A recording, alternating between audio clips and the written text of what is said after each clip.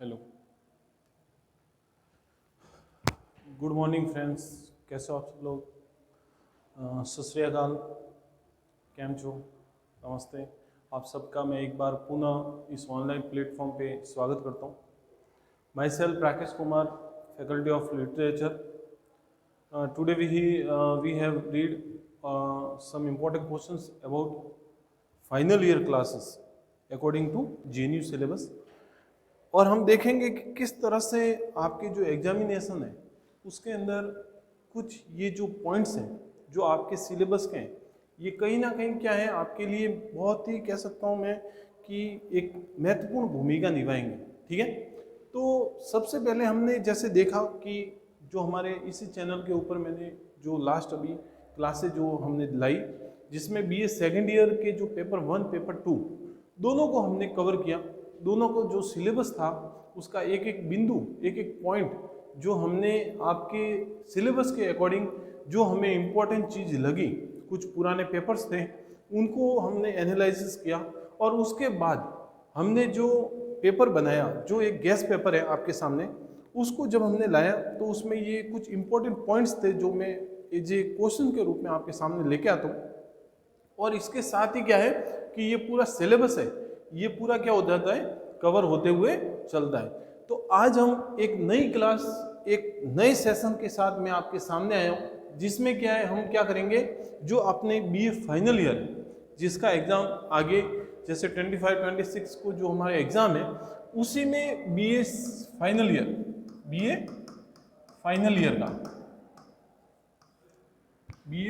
Year का ये जो सिलेबस है उसके पेपर 1, ठीक है, JNU के अकॉर्डिंग है। हम जो भी क्लासेस ले रहे हैं वो सब JNU, जय नारायण व्यास यूनिवर्सिटी जो जोधपुर की है, उसके अकॉर्डिंग चल रहा है ये सारा सिलेबस। उसी के सिलेबस के अंडर में आपके जो ये एग्ज़ाम होने वाले हैं अभी ईयरली एग्ज़ाम जो कि फाइनल ईयर के, उसके कुछ इम्पोर्टेंट क्वेश्चंस हैं जो कि क्या करेंगे, पूरे सिलेबस को क्या करेंगे, रिकॉर्ड करेंगे। जिसमें हम क्या देख रहे हैं, 2024 जो अभी आने वाले दिनों में आपका एग्जामिनेशन है, जो डेट घोषित हो चुकी है, उसमें BA फाइनल ईयर के जो आपके क्वेश्चन पेपर हैं, जो सिलेबस है, उसको हमने देखते हुए ये कुछ इम्पोर्टेंट पॉइंट्स, कुछ इम्पोर्टेंट टॉपिक्स मैं यहाँ पे आपके लिए लेके आया हूँ।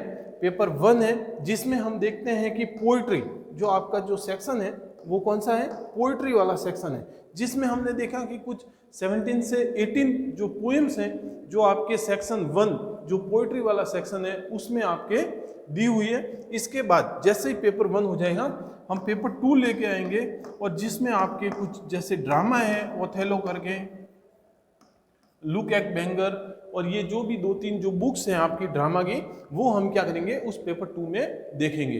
तो आज हम देरी ना करते हुए हम क्या करें, आगे बढ़ते हैं। आपका जो पेपर 1 है उसको अच्छे से कवर करते हुए चलेंगे। इस पॉइंट में हम एक एक पॉइंट में पूरा सिलेबस कवर हो जाएगा, और जो भी मैं क्वेश्चन यहाँ पे देता हूँ इसके अंदर से आपको छोटे वाले क्वेश्चन हैं वो भी देखने को मिल जाएंगे।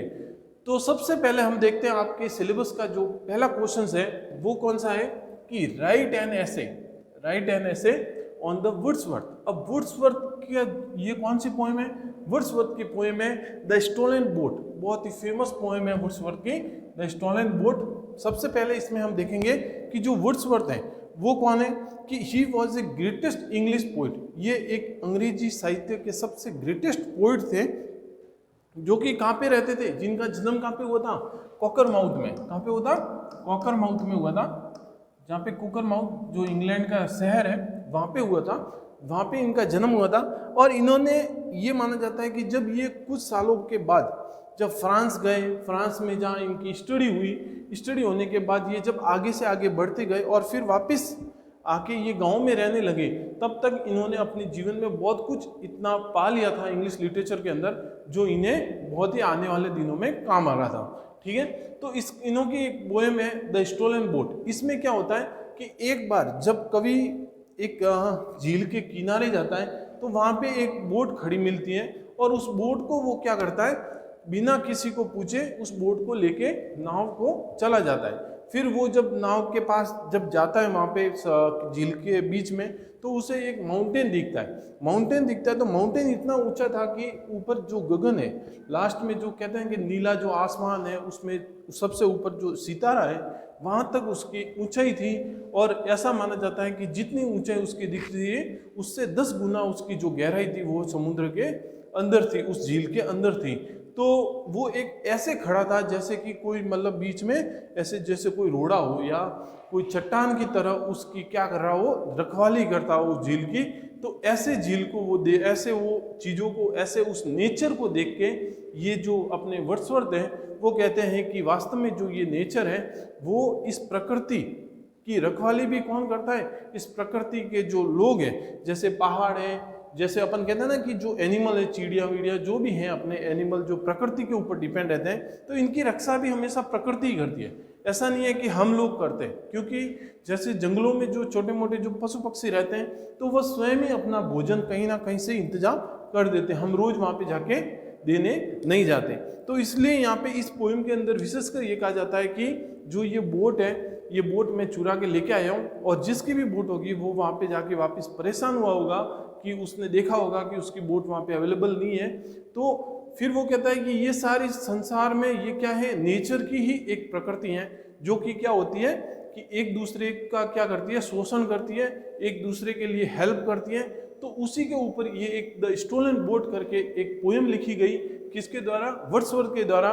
तो आपको इस क्वेश्चन के अंदर क्या करना है कि write an essay on the Wordsworth as a poet, so how the poem the stolen boat illustrate his theory of a poetry, कि किस तरह से द स्टोलन बोट नाम की जो ये पोएम है वो कि क्या करती है, इस पोएम की जो थ्योरी है उसको किस तरह से वो इलिस्ट्रेट करती है, आपको वो यहाँ पे बताना है। फिर हम इसके अंदर एक और पॉइंट का ध्यान रखेंगे जिसमें बड़ा ही मुख्य है कि बड़ा ही मेन पॉइंट है जहाँ से आपका क्वेश्चन बन सकता है। और इसी जब आप इस सारी चीज़ों को क्लियर करते हुए चलोगे तो इसमें से आपको 2 नंबर के और जो 5 नंबर के जो आपके क्वेश्चन वहाँ पे एग्जामिनेशन में आएंगे वो ऑटोमेटिक यहाँ से क्लियर होते हुए चलेंगे। इसके साथ ही हम देखते हैं कि जो वर्ड्सवर्थ है वो इंग्लिश लिटरेचर में शेक्सपियर के बाद अगर किसी दूसरे व्यक्ति का नाम आता है तो वर्ड्सवर्थ का आता है, क्योंकि वर्ड्सवर्थ और शेक्सपियर एक ही समकालीन थे। इन्होंने अपने जीवन में बहुत कुछ लिखा। अगर शेक्सपियर के बाद कोई अगर शेक्सपियर नहीं होता ऐसा माना जाता है तो सबसे पहले नाम किसका आता, वर्ड्सवर्थ का आता। तो इसके बाद हम देखते हैं कि was Wordsworth sense of guilt justify after stealing the boat, कि क्या जब वर्ड्सवर्थ ये बोट चुरा के लेके चला जाता है, जब झील के अंदर चला जाता है तो उसको बीच में जाके रियलाइज होता है कि मैं बिना पूछे इस बोट को लेके आया हूँ, क्या पता कि जिस किसी का भी ये बोट होगी वो अगर वो उसकी फैमिली की अगर आजीविका या उसका जो रोजगार है अगर वो फिशरी होगा, मतलब मछली पकड़ने का जो काम होगा, उस मछली पकड़ने के काम के लिए अगर ये बोट यूज की जाती होगी तो वो व्यक्ति क्या हो जाएगा, परेशान हो जाएगा कि मेरी जो बोट है जिससे मेरे परिवार का लालन पालन होता है वो क्या हो गया, किसी ने चुरा लिया। तो इसलिए उनको क्या होता है, बीच में जाके गिल्ट फील होता है, उनको शर्मिंदगी महसूस होती है और वो क्या करते हैं, तुरंत वहां से वापस मुड़ जाते हैं और उस किनारे पर वापस आ जाते हैं। तो उन चीज़ों को आपको क्या करते हैं, जो चलना है यहाँ पे जस्टिफाई आफ्टर द मतलब उसको किन चीज़ों का दुख होता है तो वो किस तरह से रिएक्शन देता है, तो वो आपको यहाँ पे देखते हुए चलना है। फिर हम देखते हैं हमारा जो सेकंड क्वेश्चन है, सेकंड क्वेश्चन में देखेंगे कि right and A critical appreciation. आपको क्या करना है, क्रिटिकल एप्रिसिएशन लिखना है। द सोनेट, आपको क्या है, सोनेट। सोनेट क्या होता है कि 14 लाइन की एक छोटी सी पोएम होती है, कितनी, 14 लाइन्स, 14 लाइन्स की क्या है, पोएम है, ठीक है, 14 लाइन की पोएम है। The world is too much with us, the world is too much with us, nature के ऊपर लिखी गई पोएम है, नेचर की रखवाली के ऊपर लिखी हुई ये खूबसूरत पोएम है। किसके द्वारा लिखी गई है, वर्ड्सवर्थ के द्वारा लिखी गई है। किसके द्वारा लिखी गई है, वर्ड्सवर्थ के द्वारा लिखी गई है। ऐसा माना जाता था कि वर्ड्सवर्थ एक ऐसे व्यक्ति थे जो कि क्या करते थे, नेचर को ज़्यादा सपोर्ट करते थे। किसको सपोर्ट करते थे, नेचर को सबसे ज़्यादा सपोर्ट करते थे। इसलिए इन्होंने अपने इस सिलेबस के अंदर भी हम देखते हैं कि इनकी जो 3 पोएम है वो हमें यहाँ पे देखने को मिलती हैं। और हम देखते हैं कि किस तरह से वर्ड्सवर्थ क्या करता है कि एक छोटी से जो सोनेट है 14 लाइन का, वो लिखता है, जिसमें ये कहता है कि the world is too much with अस, कि ये जो संसार है, ये संसार जो ये प्रकृति है, वो हम ह्यूमन बींग्स या हमें इतना कुछ देती है, हमें इस नेचर में इतना कुछ मिलता है हमें इस नेचर से, कि हम अगर चाहकर भी उसका क्या है हम फर्ज नहीं उतार सकते। तो उसी के ऊपर लिखी हुई ये एक अच्छी पोएम है नेचर के ऊपर, आप देखना, सोनेट है छोटा सा 14 लाइन का, जिसमें आपको क्या है बहुत कुछ चीजें सीखने को मिलेगी। तो आपको इसका भी क्या करना है, क्रिटिकल एप्रिसिएशन करना है, the world is too much with अस का। ये सारे वीडियोस मेरे ऑनलाइन जो प्लेलिस्ट है उसमें अवेलेबल है, आप वहाँ पे जाके अच्छे से देख सकते हैं। यहाँ पे हम क्या करेंगे, थोड़ा जल्दी चलना पड़ेगा, हर एक बिंदु को कवर करते हुए चलना है, समय की थोड़ी सी क्या है पाबंदी है, तो उसको देखते हुए हमें क्या करना है, थोड़ा फास्ट चलना पड़ रहा है। फिर हम देखते हैं उसका एक और पॉइंट लेके चलेंगे, कि जिसमें देखते हैं कि Wordsworth say that he would rather B A pagan. अब वर्ड्सवर्थ ये कहता है कि वो कभी भी पैजन नहीं बनना चाहता। पैजन किसे कहते हैं, कि वह व्यक्ति जो हमेशा क्या करता है, नेचर से दूरी बनाकर रखता है। किससे दूरी बनाकर रखता है, नेचर से। उसको नेचर के बारे में कभी कुछ पता ही नहीं है, नेचर क्या होता है उससे कभी कुछ उसने कभी देखा ही नहीं है, ठीक है। और वो हमेशा कहाँ रहता है, सिटी के अंदर रहता है। कहाँ पे रहता है, भीड़ भाड़ जो एरिया है भीड़ भाड़ वाला, उसके अंदर ही रहता है, उसे नेचर से उसका कोई लेना देना नहीं है। तो ऐसे व्यक्ति को क्या कहते हैं, पैजन कहते हैं। क्या कहते हैं, पैजन कहते हैं। और तभी वर्ड्सवर्थ कहता है कि that he would rather B A pigeon, कि मैं कभी भी पैजन तो हो ही नहीं सकता। Who is pigeon constructed with, कि इस पोएम के अंदर पैजन किस चीज को ये बता रहा है, and what are the characteristic of passion, और कैरेक्टरिस्टिक क्या विशेषता है पैजन की, वो चीजें आपको इस पोएम में जब आप पढ़ोगे, वर्ड्सवर्थ की पोएम, जब ये तीनों पोएम पढ़ोगे तो उसमें आपको ये चीजें देखने को मिल जाएगी, ठीक है। कि वर्ड्सवर्थ की क्या विचारधारा है, वो नेचर के बारे में किन चीजों की सोचता है, किन चीजों को वो छोड़ता है, तो वो सारी चीज यहाँ पे समझ में आपको आ जाएगी। इंपॉर्टेंट क्वेश्चन है, आपको देखते हुए चलना है ये वाला क्वेश्चन, ठीक है। फिर हम चलते हैं आगे कि राइट ए क्रिटिकल नोट। आपको क्या करना है, एक क्रिटिकल नोट लिखना है। कहाँ पे लिखना है, on A Wordsworth poem 3 years he grew। 3 years he grew। 3 years he grew ये भी एक वर्ड्सवर्थ की खूबसूरत पोएम है।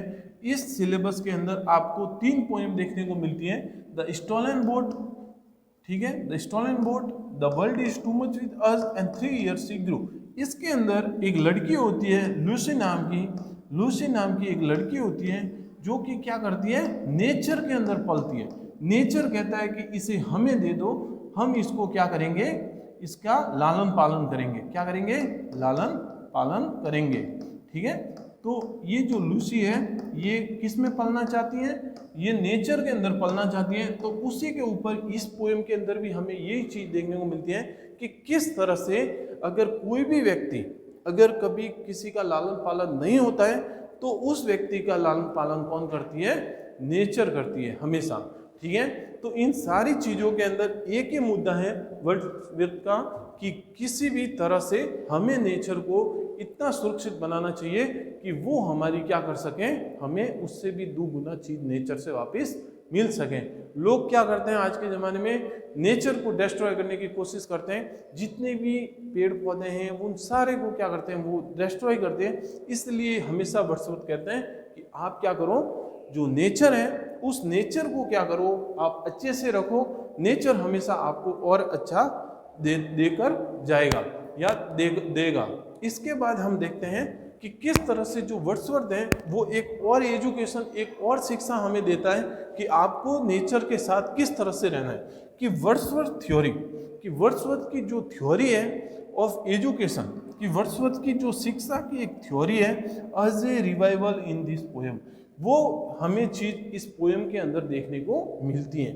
3 years he grew, इसके अंदर ये कहा जाता है कि छोटी सी एक लड़की है लूसी नाम की, उसको किस तरह से जो नेचर है वो बड़ा करेगा, किस तरह की शिक्षा उसको देगा, किस तरह की एजुकेशन उसकी होगी, वो सारी चीज़ें डिपेंड किस पे रहेगी, नेचर के ऊपर रहेगी।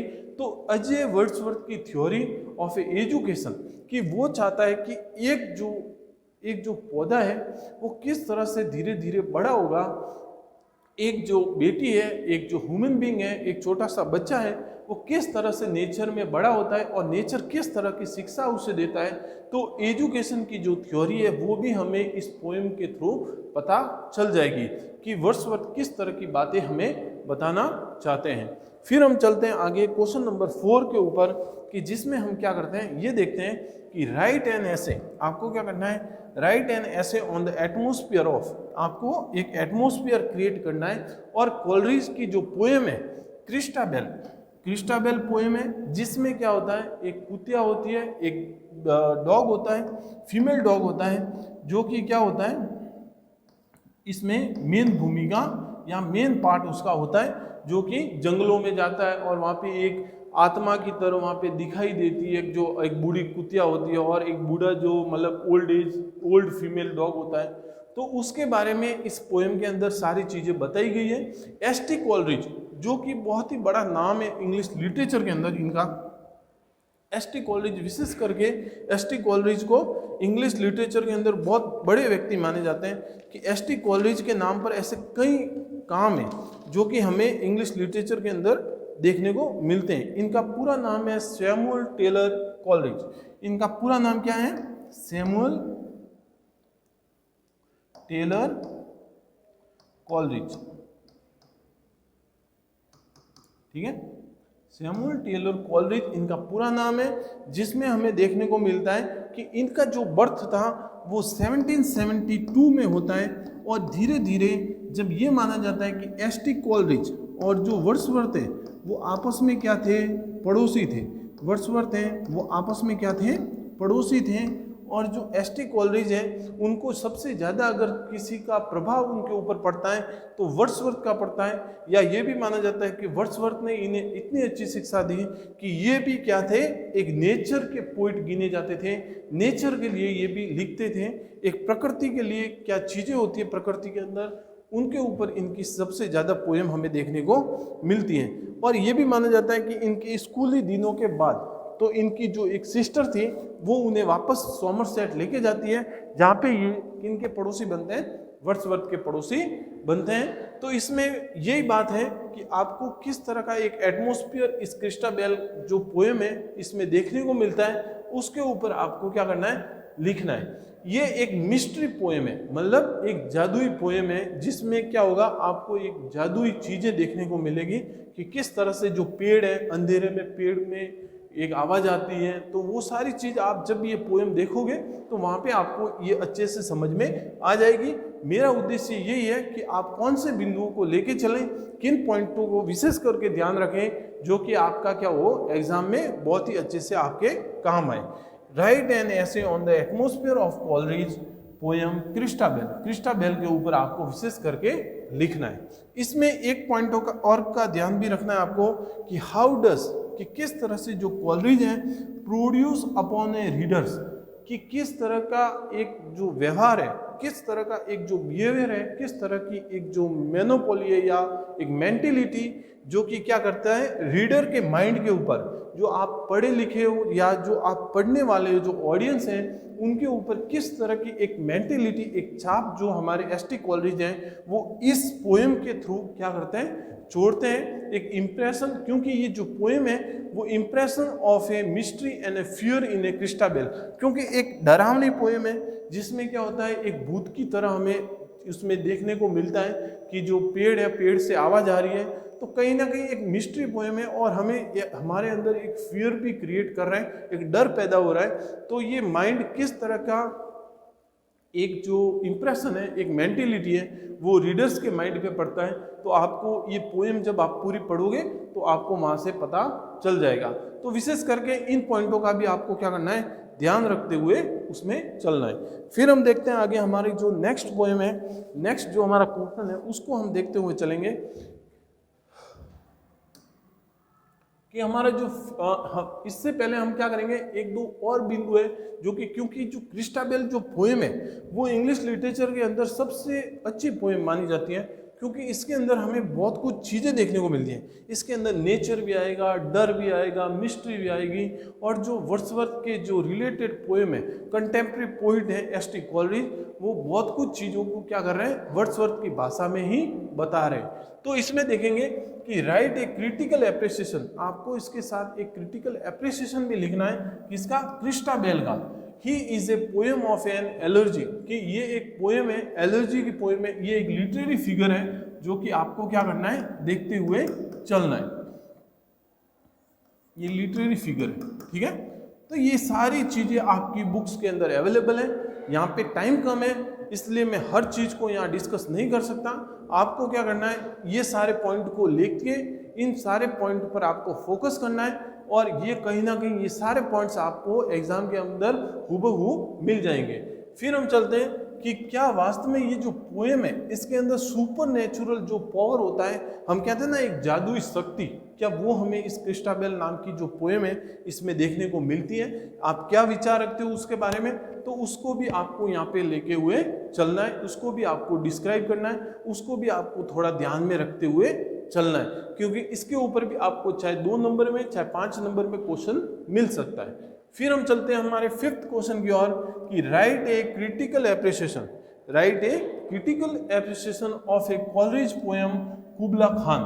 कुबला खान जो पोएम है किसकी, आपके कॉलरिज की, एस.टी. कॉलरिज की ही ये एक और पोएम है, क्या नाम है, कुबला खान। ये भी नेचर के ऊपर लिखी गई है, जहाँ पे क्या होता है, जो कुबला खान है वो स्वयं एक ऐसा व्यक्ति है जो कि क्या करता है, नेचर के खोज में निकलता है। उसको आपको देखते हुए क्या करना है, यहाँ पे चलना है।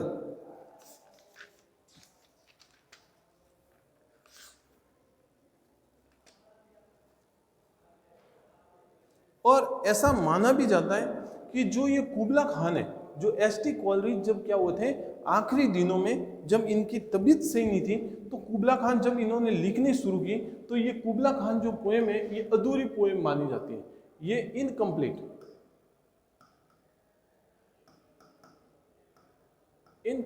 पोएम मानी जाती है कुबला खान। तो आपको इसका भी क्या है, बहुत इंपॉर्टेंट पोएम नहीं है, लेकिन आपको क्या करना है, इसको नज़र में देखते हुए, क्योंकि इसमें क्या होता है, एक यात्रा, एक जर्नी का पूरा क्या है सीन है, जिसमें एक कुछ लोग होते हैं वो क्या करते हैं, यात्रा पे निकलते हैं, और जो नेचर के अलग अलग जो उनके सामने जो परेशानियां या नेचर की अलग अलग जो चीज़ें उनको देखने को मिलती हैं, वो सारी बातें इस कुबला खान नाम की पोएम के अंदर होती है। तो आपको ये भी पोएम हमारी जो प्लेलिस्ट है उसमें देखने को मिल जाएगी, आप वहाँ पे जाके इसको अच्छे से पढ़ सकते हो। तो आपको इसका भी क्या करते हुए चलना है, क्रिटिकल एप्रिसिएशन करते हुए चलना है। फिर हमारा 6th क्वेश्चन है, write a critical appreciation of Shelley poem ode to waste Wind. Ode to waste Wind, ode सबसे पहले क्या होता है, ए लिरिक सॉन्ग, ये लिरिक सॉन्ग। लिरिक सॉन्ग कैसा है, ये एक थोड़ा दुख का सॉन्ग है, सैडनेस होती है इसके अंदर, क्या होती है, सैडनेस होती है, ये खुशी में गाया हुआ सॉन्ग नहीं है, ये क्या है, एक सैडनेस का है, एक लिरिक सॉन्ग है, धीरे से चलने वाला गाने की तरह वो वाला सॉन्ग है, जिसे हम क्या कहते हैं, ओड कहते हैं। क्या कहते हैं, ओड कहते हैं। तो इसमें क्या करना है, जो पी.बी. शैली है, पी.बी. शैली बहुत ही मेन जो कहते हैं कि बहुत ही अच्छे व्यक्ति थे, और पी.बी. शैली नाम के जो लेखक थे इंग्लिश लिटरेचर के अंदर, ऐसा माना जाता है कि उन्होंने बहुत ही कम एज में इस लड़के ने बहुत कुछ लिखा था। पी.बी. शैली का जो बर्थ है 1552 में होता है, और इनकी जो डेथ है वो कुछ सालों के बाद कम ही एज में हो जाती है। फिर हम चलते हैं आगे, जिसमें हम देखेंगे कि किस तरह के नेचर के ये पोइट थे, किस तरह की बातें पी.बी. शैली की हमें देखने को मिलती हैं हमारे इंग्लिश लिटरेचर के अंदर, जिसमें ऐसा माना जाता है कि पी.बी. शैली का जो बर्थ था वो 1792 में हुआ था। कब हुआ था, 1792 में हुआ था, 1792 में हुआ था। और इनका पूरा नाम था पर्सी ब्यूसी शैली, पर्सी ब्यूसी शैली था, जिसमें हम देखते हैं कि ये व्यक्ति ऐसे थे जो कि क्या करते थे, नेचर के ऊपर, विशेष करके इन्हें नेचर खूब पसंद था, इसलिए हमेशा ये क्या करते थे, झीलों के किनारे, नदियों के किनारे, किसी हवा के ऊपर, ऐसी बातें ये हमेशा इंग्लिश लिटरेचर के अंदर लिखा करते थे। इनके सारे जितने भी वर्क अगर हम देखते हैं तो विशेष करके ये नेचर की कुछ ऐसी प्रकृति, नेचर के कुछ ऐसी घटनाओं के ऊपर लिखी गई हैं जो कि वास्तव में ऐसा देखते हैं कि उससे नेचर में काफ़ी चेंजेस आते हैं। सबसे पहले हम देखेंगे कि जो ओड है वो किसके ऊपर लिखा गया है, वेस्ट विंड। वेस्ट विंड कौन सी होती है, पश्चिमी धारा, पश्चिमी हवा होती है। कौन सी होती है, पश्चिमी हवा होती है। पश्चिमी हवा के ऊपर लिखी गई ये एक पोएम है जिसमें किस तरह से जो वेस्ट विंड है वो किस तरह की शक्तिशाली है, किस तरह से उसके अंदर अलग अलग जो घटनाएं वो देखने को मिलती हैं, वो सारी चीज़ें यहाँ हमें अपने को देखने को मिलेगी। तो इसमें देखते हैं कि जो एक बार क्या होता है, जो पीबी शैली है वो कि क्या करते हैं, एक फ्लोरेंस, एक इटली के एक किनारे जाते हैं। वहाँ पे जब ये शाम के समय में जाते हैं तो घूम रहे होते हैं, तभी क्या होता है उस झील के किनारे, उस नदी के किनारे क्या होती है, हवाएं चल रही होती हैं। और उस हवा इतनी शक्तिशाली होती है कि क्या होता है कि नेचर के अंदर जब मौसम है उसमें क्या होते हैं, चेंजेस आने लगते हैं। कि हम देखते हैं कि जब स्प्रिंग सीजन होता है, स्प्रिंग या ऑटम जिसे हम क्या कहते हैं, कुछ समय का 15-20 दिन का जो दिन होता है जिसमें पत्ते झड़ते हैं, तो उन चीज़ों पे तो विशेष करके जो पीबी शैली ये कहते हैं कि जब ये पश्चिमी हवा चलती है तो पेड़ों के जो पत्ते हैं उन्हें क्या करती हैं, लेके चली जाती है। और उसके ऊपर जो बीज है जो इसलिए इसे क्या कहते हैं, प्रिजर्वर, क्योंकि ये क्या करती हैं, रक्षा भी करती हैं और भक्षक भी। दोनों वे इस वेस्ट विंड के अंदर हमें देखने को मिलते हैं कि ये किसी की रक्षा भी करती हैं और क्या करती हैं, किसी को नष्ट भी करती हैं। नष्ट कैसे करती हैं कि जो पीले पत्ते होते हैं जो सूखे हुए, उन्हें ये क्या करती है, उड़ा के लेके चली जाती है। और रक्षा कैसे करती है कि ये क्या करती है, जो बीज होते हैं वो क्या करते हैं कि जमीन की जो दरारें होती है उसके अंदर डाल देती है। और फिर बारिश आने के बाद जब ये बीज क्या होते हैं, एक पेड़ निकलते हैं, एक पत्ती जब उस बीज में से निकलती है तो ये एक रक्षक की तरह काम आती है कि पौधों को क्या कर रही है, ये रक्षा कर रही है, पौधों को और आगे, या मतलब ये कह सकते हैं कि पेड़ों को फैलाने में इसका बहुत बड़ा योगदान होता है। तो यहाँ पे पीबी शैली कहते हैं कि जिस तरह से तू चल रही है उस तरह से मुझे भी क्या कर, अपने साथ ले चल, क्योंकि मैं जब बचपन में था तो मैं तेरा सामना कर सकता था, मैं तेरी तरह ही क्या था, बड़ा तेज तरार था, लेकिन आज अब मैं क्या हूँ, धीरे धीरे वक्त के साथ क्या हूँ, ढलता गया हूँ। तो उसी के ऊपर, इस वेस्ट विंड के ऊपर इन्होंने एक बहुत ही खूबसूरत सी पोएम लिखी जहाँ पे आपको क्या करना है, क्रिटिकल एप्रिसिएशन करते हुए चलना है। ओड है, बहुत ही फेमस वर्ड है, आपको विशेष करके इस वाले पोएम पर ध्यान रखना है। यहाँ से क्वेश्चन पुटअप होते हैं तो आपको लेकर चलना है यहाँ से। फिर हम इसके अंदर ही कुछ पॉइंट्स देखेंगे जिस पर आपको क्या करना है, विशेष करके ध्यान देना है कि the ode to the west wind embodies the poet most characteristic treat and poets, कि ये जो पोएम है ओड टू वेस्ट विंड, इसमें पोइट्स क्या करता है, मोस्ट इंपॉर्टेंट कैरेक्टरिस्टिक, कि कुछ इंपॉर्टेंट विशेषता इस पोएम की वो क्या करता है, इस क्वालिटी इसमें डिस्कस करना है। कि आपको क्या करना है कि कुछ ओड होती है जिसमें किस तरह की बातें कही गई है, और विशेष करके वेस्ट विंड में किस तरह की वेस्ट विंड की जो विशेषताएं हैं, किस तरह की वेस्ट विंड की जो मेरिट है, कुछ अच्छाइयाँ हैं, कुछ बातें हैं, वो इस पोएम के अंदर डिस्क्राइब की गई है। तो उसको आपको क्या करना है, यहाँ पे बताते हुए चलना है। फिर हम देखते हैं कि राइट ए नोट, आपको एक नोट लिखना है इमेजनरी, आपको ये पूरे वेस्ट विंड की एक इमेजिनेशन करना है और एक इमेजनरी की तरह आपको ये पूरे वेस्ट विंड को एक डिस्क्राइब करना है। पोएम कौन से, ओड टू वेस्ट विंड। तो आपको ये सारी बातें वेस्ट विंड के अंदर याद रखनी है। यहाँ से आपको सारे क्वेश्चन देखने को मिल जाएंगे, 2 नंबर के क्वेश्चन भी यहाँ से पुटअप हो जाएंगे, और जो 5-7 नंबर के जो क्वेश्चन आते हैं वो भी आएगा, और जो 15 नंबर का बड़ा क्वेश्चन है वो यहाँ से आ सकता है। तो ये एक बहुत ही इंपॉर्टेंट क्वेश्चन है, आपको इसको विशेष करके क्या करना है, चलना है। ठीक है, फिर हम चलते हैं आगे। हमारे अगला क्वेश्चन है कि what are the activities connected with the autumn. Autumn क्या होता है, ऑटम हमारे सीजन में जो हमारी जो कह सकते हैं कि हमारी जो ऋतुएं होती है, जो सीज़न होता है, उसके अंदर क्या है, ये भी एक सीज़न है जिसमें हमें देखने को मिलता है कि इंग्लैंड के अंदर, क्योंकि जो राइटर है हमारे वो इंग्लैंड से बिलोंग करते हैं, क्योंकि हम जो पढ़ रहे हैं वो कौन सा है, ब्रिटिश इंग्लिश लिटरेचर है, इसलिए हमारे जितने भी पोइट्स हैं वो ज़्यादातर कहाँ से बिलोंग करते हैं, लंदन या इंग्लैंड से बिलोंग करते हैं, ब्रिटिशर्स हैं। तो वहाँ से हम देखते हैं कि किस तरह से ऑटम नाम की जो पोएम है, जिसमें जो जॉन कीट्स हैं, जो सबसे बड़े कहते हैं कि उस जमाने के पोइट माने जाते थे, इनके समकालीन बहुत सारे जैसे वर्ड्सवर्थ, एस.टी. कॉलरिज जो इनके मित्र थे, उनको हम देखते हैं कि किस तरह से उन्होंने नेचर के ऊपर लिखा, तो उसी तरह से इस व्यक्ति ने भी क्या है, एक जो सीजन आता है हमारा, जिसके क्या कहते हैं ऑटम सीजन, जिसमें क्या होती है पूरी प्रकृति, पूरा जो नेचर है, जो वर्ल्ड के अंदर जो चेंजेस आते हैं, उन चीज़ों को इस पोएम के अंदर इन्होंने बताया हुआ है। तो आपको यहाँ पे क्या करना है कि what are the activities connected, कि किस तरह की एक्टिविटीज कनेक्टेड है ऑटम के अंदर in England, based answer on the poem to the autumn, कि इंग्लैंड के अंदर जब कुछ चेंजेस आते हैं ऑटम सीजन के अंदर, उन सीजन को देखते हुए इंग्लैंड में किस तरह की जो नेचर चेंजेस लाती हैं, उसको आपको इस बेस्ड आपके सिलेबस के अंदर जो पोएम है टू ऑटम, उसको साथ में या उसको ध्यान में रखते हुए आपको इसका आंसर लिखना है। इसी के अंदर आपको एक और पॉइंट का ध्यान रखना है कि write a critical appreciation of Keats ode to autumn. ये भी एक क्या है, लिरिक सॉन्ग है, एक ओड है, ये भी एक क्या है, ए लिरिक सॉन्ग, ये भी एक लिरिक सॉन्ग है, ठीक है। तो आपको ये दो जो ओड्स हैं यहाँ पे देखने को मिलते हैं, तो आपको इन दोनों चीज़ों का क्या करना है, ध्यान में रखते हुए चलना है। फिर हम चलते हैं हमारे 8 क्वेश्चन में कि write a critical appreciation of Tennyson.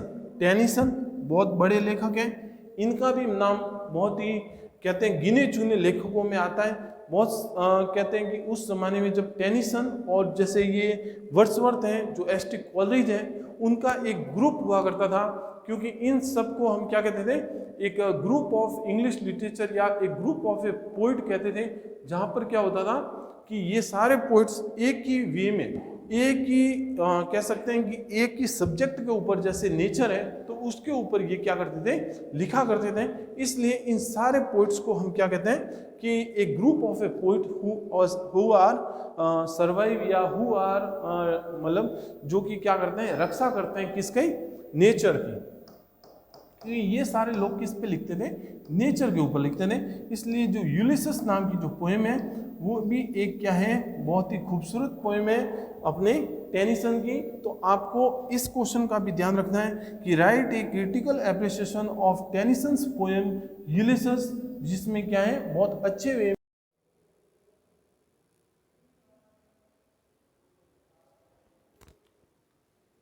इसके बाद हम देखते हैं कि किस तरह से जो हमारे जो लेखक थे वो हमें यहाँ पे दिखाते हैं, और हम देखते हैं कि आगे जैसे हम देखते हैं ना कि जैसे राइट ए क्रिटिकल, आपको जो यूलिसेस है उसका क्या करना है, आपको क्रिटिकल एप्रिसिएशन भी यहाँ पे लिखना है। फिर हम चलते हैं आगे कि आपको क्या करना है, एक ड्रॉ, एक कैरेक्टर स्केच, जो यूलिसेस है उसका कैरेक्टर स्केच ड्रॉ करना है। आपको कैरेक्टर स्केच देना है यूलिसेस नाम की जो पोएम है उसका, उसमें आपको बताना है कि जो यूलिसेस नाम की जो चीज़ है या व्यक्ति है वो किस तरह का उनका कैरेक्टर इस पोएम के अंदर देखने को मिलता है, तो आपको वो भी यहाँ पे करते हुए चलना है। उसके बाद हम देखते हैं कि राइट ए शॉर्ट नोट, आपको एक शॉर्ट नोट लिखना है टेनिसन की जो क्वालिटीज हैं उनके ऊपर, poetry as illustrated in the poem presented for your story, कि आपको यहाँ पे स्टोरी नहीं है, सिलेबस है, ठीक है, सिलेबस है। तो आपके सिलेबस के अंदर जो टेनिसन है, जो जिनकी पोइट्री है, तो उसमें किस तरह के क्वालिटीज को डिस्क्राइब किया गया है, तो आपको उसको भी बताते हुए यहाँ पे चलना है। फिर हम देखते हैं कि summarise Matthew Arnold. Matthew Arnold बहुत ही अच्छे व्यक्ति थे, जो कि क्या करते हैं, शेक्सपियर नाम की इंपॉर्टेंट पोएम या शेक्सपियर नाम के व्यक्ति के ऊपर बायोडाटा लिखते हैं, पूरी बायोमेट्री लिखते हैं। ये व्यक्ति ऐसे थे, ऐसा माना जाता है कि इंग्लिश लिटरेचर की ये एक नींव है, कहते ना कि एक नींव है, ठीक है, इंग्लिश लिटरेचर के अंदर। इंग्लिश लिटरेचर में अगर हम शेक्सपियर का नाम लें तो बहुत ही स्वर्णिम अक्षरों में लिया जाता है कि शेक्सपियर के बारे में अगर हम कभी पढ़ना भी चाहें तो इन्होंने, ये माना जाता है कि इनकी रिसर्च करने पर ही पता चलता है, इनके बारे में ज़्यादा पता नहीं चलता, क्योंकि शेक्सपियर स्वयं ही इन्होंने अपनी बुक्सों में, अपने काम में बताया हुआ है। इसके अलावा हमें और कहीं से भी इनके बारे में कुछ भी पता नहीं चलता। हम देखते हैं कि शेक्सपियर नाम के जो व्यक्ति थे वो कि अपने जो फादर थे उनका जो बर्थ होता है वो स्ट्रेटफोर्ड एंड ओवन में होता है, ठीक है, और इनके जो फादर के ये एल्डेस्ट सन थे, इनके 3 चाइल्ड थे, जिसमें से 2 बेटियां थी, 1 बेटा था। उसके साथ ही इन्होंने 154 जो सोनेट लिखी, जिसमें हम देखते हैं कि 126 तो थी किसे, अपने फ्रेंड को थी, और जो पीछे की जो 26 है वो डार्क लेडी को है। इसके साथ ही इन्होंने 2 सोनेट लिखे, सोनेट लिखे जिसमें 2 पार्ट्स थे अलग अलग, इंग्लिश सोनेट और पेट्रार्चन सोनेट देखने को मिलता है। इसके अंदर अलग है, इसमें भी 2 सब पार्ट्स हैं, ऑक्टेव सेट है, और इसमें भी 2 पार्ट्स हैं जो हमें यहाँ पे देखने को मिलते हैं। तो सोनेट जो इनका लिखने का जो एक जो स्टाइल था वो बहुत ही फेमस हुआ था इंग्लिश लिटरेचर के अंदर, तो वो भी चीज़ हमें यहाँ पे शेक्सपियर के बारे में देखने को मिलती है। फिर हम चलते हैं आगे कि आपको क्या करना है, इसके ऊपर आपको ध्यान रखना है विशेषकर कि जो मैथ्यू आर्नल्ड नाम के जो व्यक्ति हैं वो क्या करते हैं, इनके ऊपर लिखने की कोशिश करते हैं और जेन्युइन बहुत ही अच्छे वे में बहुत जो रियल चीज़ें होती हैं उन चीज़ों को एक्सप्रेस करते हैं। अपनी सोनेट जो लिखते हैं वो शेक्सपियर जो सोनेट है इनकी उनके ऊपर लिखते हैं, और आपको क्या करना है उसके साथ ही क्रिटिकल नोट को क्या करना है ऐड करते हुए चलना है। यहाँ पे देखना है कि critical appreciation of Matthew Arnold, आपको क्रिटिकल एप्रिसिएशन भी करना है शेक्सपियर नाम की इस पोएम का, ठीक है। तो आपको शेक्सपियर के बारे में अच्छे से बताना है। ये माना जाता है कि शेक्सपियर के बारे में जितना कुछ बताएं वो कि क्या होता है, कम होता जाता है। तो हमें क्या करना है, शेक्सपियर को अच्छे से लेके यहाँ पे चलना है। इसके साथ ही फिर चलते हैं हम अपने अगले क्वेश्चन के ऊपर, जहाँ पे हम देखते हैं कि आपको क्या करना है, ड्रॉ एक कैरेक्टर स्केच। आपको एक कैरेक्टर स्केच देखना है डचेस का, एक रानी का, एक कहते हैं ना एक महारानी, जिसमें हम क्या है, ये जो पोएम है वो किसने लिखी है, रॉबर्ट ब्राउनिंग ने। किसने लिखी है, रॉबर्ट ब्राउनिंग ने लिखी है, रॉबर्ट ब्राउनिंग ने लिखी है, ठीक है। जिसका नाम क्या है, माय लास्ट डचेस। एक रानी होती है जिसकी तस्वीर वहाँ पे जब महल में लगी हुई है। अब यहाँ पे जो एक व्यक्ति है जो क्या करता है, एक रिश्ता लेके आता है। क्या लेके आता है, रिश्ता किसके लिए, ड्यूक के लिए, ड्यूक के लिए। तो ड्यूक पहले से ही बता देता है कि ये जो तस्वीर है ये मेरे वाइफ की है, जिसने बनाई है वो बहुत ही बड़ा कलाकार था, और ये जो लेडी थी बड़ी ही अच्छी थी, खूबसूरत थी। इसका जो नेचर था वो बड़ा ही अच्छा था, क्योंकि कई बार क्या होता था कि जब मैं इसके लिए कुछ चीज़ लेके आता तो मुझे भी वैसी ही स्माइल मिलती थी जो कोई दूसरा व्यक्ति इसे देता था, क्योंकि ये कभी भी हम मेरे में और किसी दूसरे में क्या है डिफरेंस नहीं करती थी, और इस वजह से मुझे हमेशा क्या रहती थी, इससे प्रॉब्लम रहती थी, क्योंकि मैं इसका क्या था, पति था, तो मेरे साथ इसकी स्माइल थोड़ी सी अलग होनी चाहिए थी, लेकिन ये क्या करती थी, सबके साथ सेम ही इसका बिहेवियर होता था, इसलिए मैंने इसको क्या कर दिया, मरवा दिया। इसके साथ ही ये क्या करता है, जो ड्यूक है वो ये बताता है कि मुझे डॉवरी में, दहेज में मुझे कौन सी चीज़ों की पसंद है, क्या क्या चीज़ मुझे विशेष करके अच्छी लगती है, तो वो भी बातें वो क्या करता है, बातों बातों में उस व्यक्ति को बता देता है, जिससे क्या हो, उसे डॉवरी जो मिले वो अच्छी मिले, ठीक है। तो आपको इस क्वेश्चन के अंदर, इस पोएम के अंदर क्या करना है कि write a critical appreciation of Matthew Arnold poem Shakespeare, ठीक है, ये तो आपको करना ही है। इसके साथ ही आपको क्या करना है कि draw a character sketch of duchess का कैरेक्टर स्केच लेना है। यहाँ पे इस पोएम में स्पेशली जो ड्यूक है वो पूरा डचेस का जो कैरेक्टर स्केच है वो बता रहा है, तो आपको वो भी ध्यान में रखना है। साथ ही आपको क्या करना है कि what do you learn from the poem my last duchess, इस पोएम से आपने क्या पढ़ा, इस पोएम से आप क्या समझते हो about the character sketch of Duke. और इससे जब ये पूरी बात बताता है, पूरी चीज़ों को ये डिस्क्राइब करता है, तो ड्यूक का जो कैरेक्टर स्केच है वो हमें क्या होता है, बातों बातों में पता चल जाता है। तो आपको वो चीज़ भी यहाँ पे ध्यान में रखते हुए चलना है, ठीक है। तो स्पेशली 2 व्यक्तियों का जो कैरेक्टर स्केच है डचेस और ड्यूक का, वो आपको यहाँ पे लेकर चलना है। इसके साथ ही आपको क्या करना है, डिस्कस करना है, discuss my last duchess as a dramatic monologue. Dramatic monologue का मतलब क्या होता है, ड्रामेटिक मोनोलॉग का मतलब क्या होता है कि कोई व्यक्ति जब किसी के बारे में बता रहा होता है, क्योंकि यहाँ पे क्या है, जो डचेस है उसका पूरा जो वर्णन है, उसका कैरेक्टर स्केच है, उसके बारे में है, तो यहाँ पे कौन बता रहा है, ड्यूक बता रहा है। अब ड्यूक इसका वर्णन कर रहा है, इसलिए यहाँ पे क्या है, ये एक ड्रामेटिक मोनोलॉग है। क्या है, ड्रामेटिक मोनोलॉग है, क्योंकि जो डचेस है उसकी क्या हो चुकी है, डेथ हो चुकी है, तो यहाँ पे क्या है, जो ड्यूक है वो इसके बारे में पूरी वर्णन दे रहा है या उसके बारे में ये बता रहा है। तो आपको क्या करना है, एक ड्रामेटिक मोनोलॉग क्या होता है, क्योंकि यहाँ पे क्या होता है कि आपको 2 नंबर का क्वेश्चन भी देखने को मिल सकता है ड्रामेटिक मोनोलॉग के बारे में, ठीक है। तो आपको यहाँ पे 2 नंबर 5 नंबर का भी मिल सकता है, तो आपको ध्यान में रखते हुए चलना है ये भी पॉइंट। इसके साथ ही आपको ड्यूक का कैरेक्टर स्केच और जो हमारी डचेस है उसका कैरेक्टर स्केच भी यहाँ पे देखकर आपको चलना है। ठीक है, तो ये कुछ मेन बातें हैं जो हमारी इन पोएम के ऊपर है, तो आपको ध्यान में रखते हुए चलना है। ठीक है, फिर हम चलते हैं हमारे नेक्स्ट क्वेश्चन के ऊपर। सबसे पहले 11th क्वेश्चन है जिसमें हम देखेंगे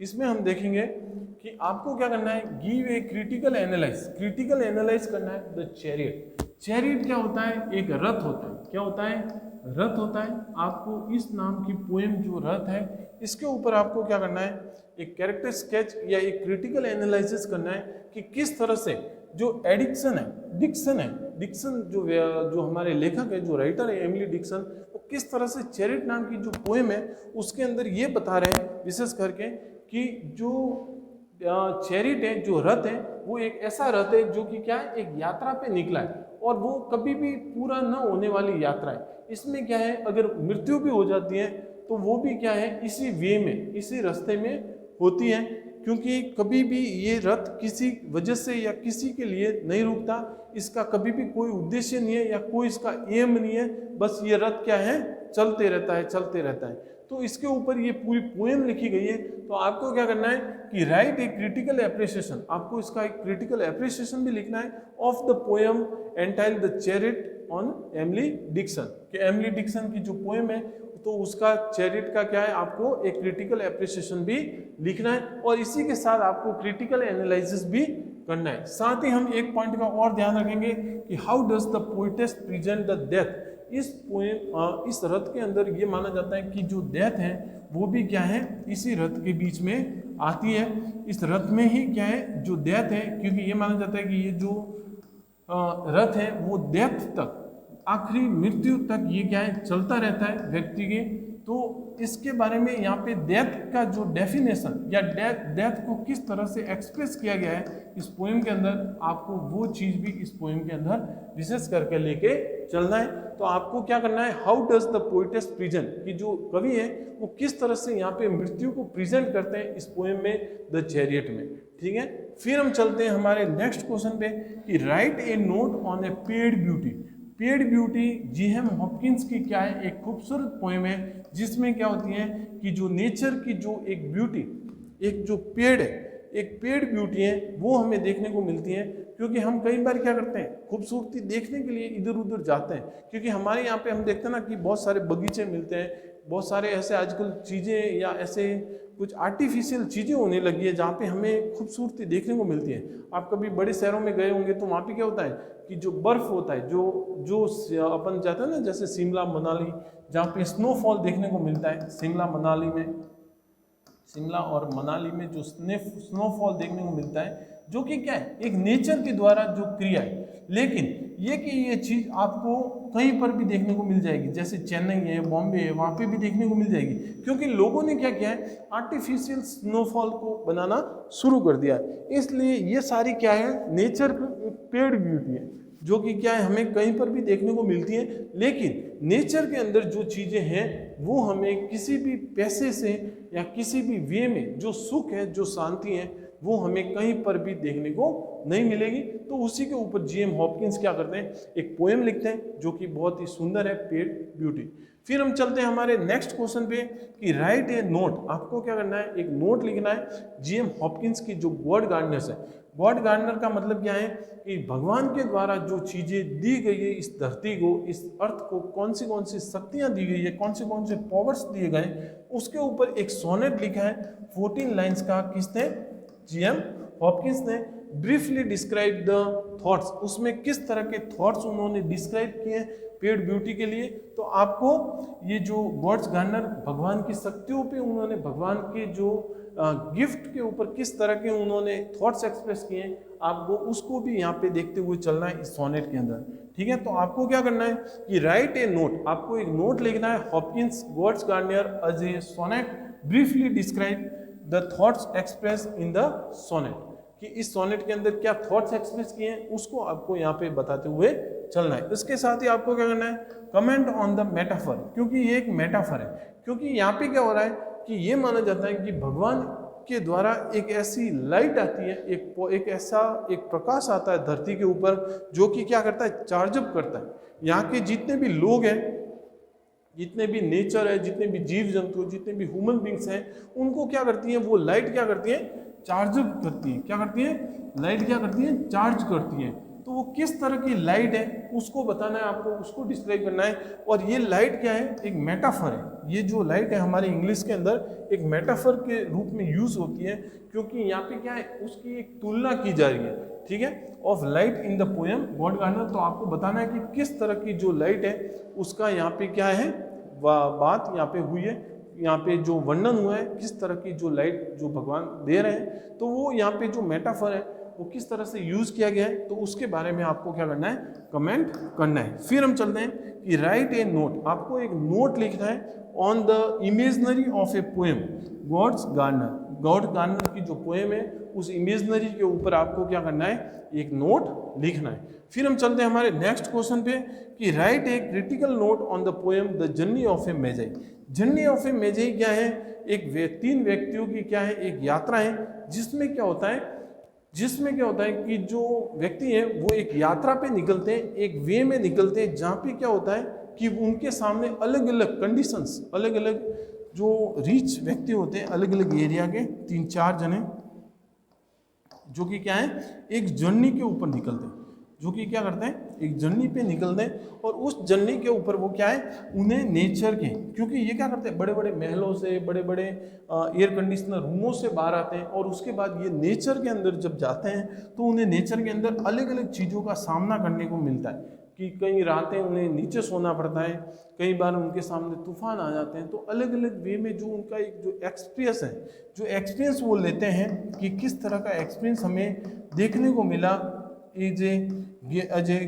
जर्नी ऑफ ए मेजाई के अंदर, कि वो क्या है, एक जीसस की खोज में, कि ये कहते हैं कि हम जीसस, जहाँ पे जीसस का जन्म हुआ है वहाँ तक हम जाएंगे, और वो हमारा क्या है, ये में, और उसके बीच में जितने भी उस वे में, उस रास्ते में जितनी भी मुश्किलात आएगी, उसमें परेशानी आएगी, उन सारी परेशानियों को हम क्या करते जाएंगे, एक्सप्रेस या एक्सपीरियंस के तौर पर उसको फिल करते हुए चलेंगे। तो उसके ऊपर ये एक खूबसूरत सी पोएम है जो आपको यहाँ पे देखते हुए चलना है। ये पोएम किसने लिखी है, the journey of a Magi is a written by T S. Eliot. T S. Eliot English के बहुत ही महानतम लेखक माने जाते हैं, ठीक है। तो आपको ये चीज़ भी यहाँ पे देखते हुए चलना है। तो आपको क्या करना है, राइट ए क्रिटिकल नोट, छोटा सा नोट लिखना है पोएम पर। कौन सी पोएम है, द जर्नी ऑफ ए मेजाई, ठीक है। और इसके साथ ही आपको इसकी समरी भी ध्यान में रखनी है। फिर हम चलते हैं कि राइट ए क्रिटिकल एप्रिसिएशन, एक और नई पोएम है, the Musee des Beaux Arts. The Musee des Beaux Arts की एक जो म्यूजियम है, जिसके अंदर क्या है, आर्ट्स, अलग अलग जो कलाएं हैं, अलग अलग जो संस्कृति हैं, उन चीज़ों के बारे में, जो किस तरह की जो आर्ट्स हैं उसके बारे में यहाँ पे जो W.H. ऑर्डन नाम के जो कवि हैं, उन्होंने एक पोएम लिखी है, म्यूज डैश ब्यूक्स आर्ट्स, ठीक है।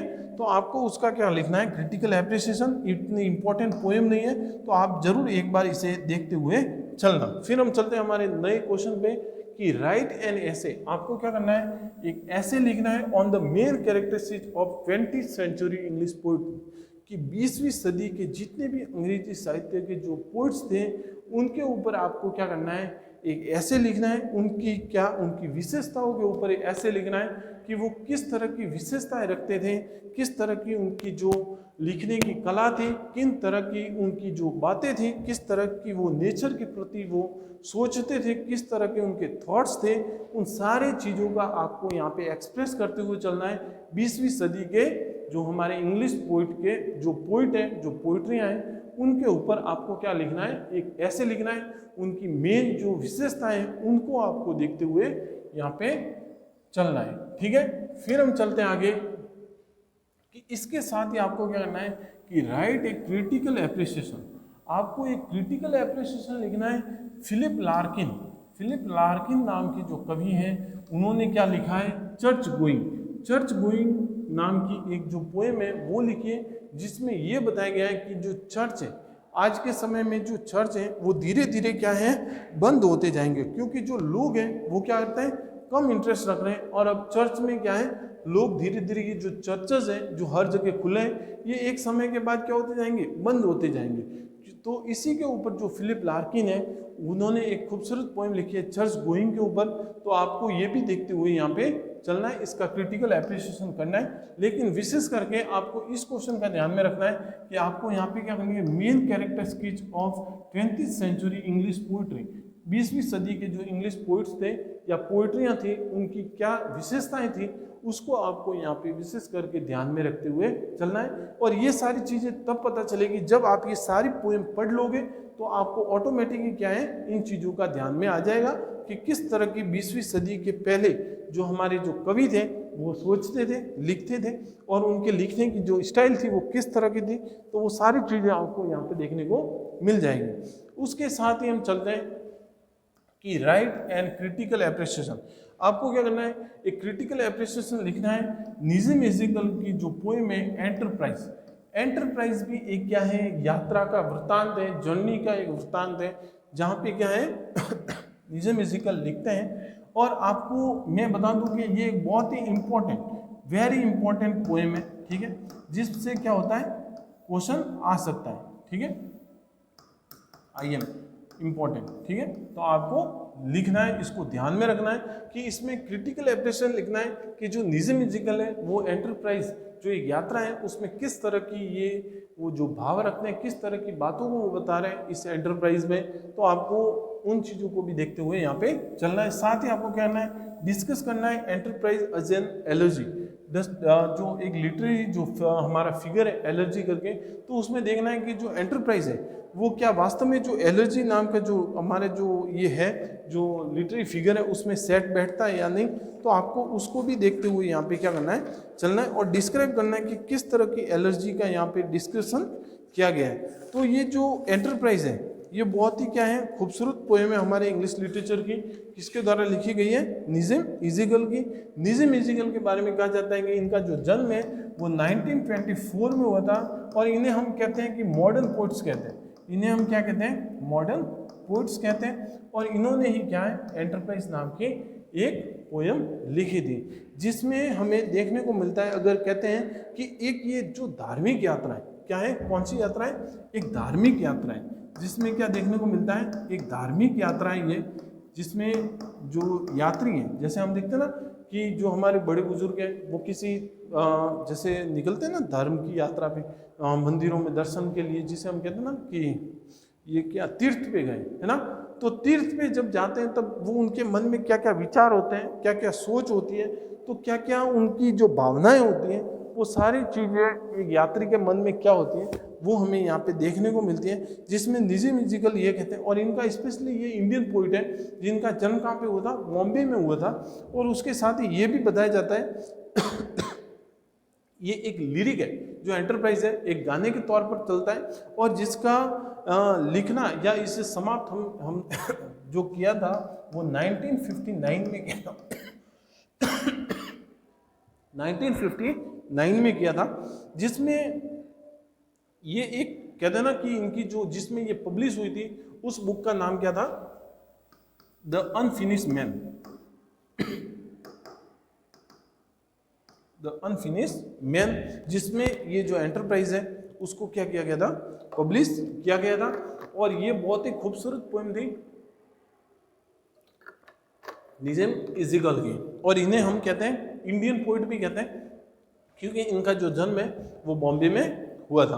उसके बाद हम देखते हैं कि ये जो पोएम है एंटरप्राइज एक जर्नी जो धर्म की यात्रा है उसके अराउंड है, और एक मेटाफर ऑफ लाइफ, कहते हैं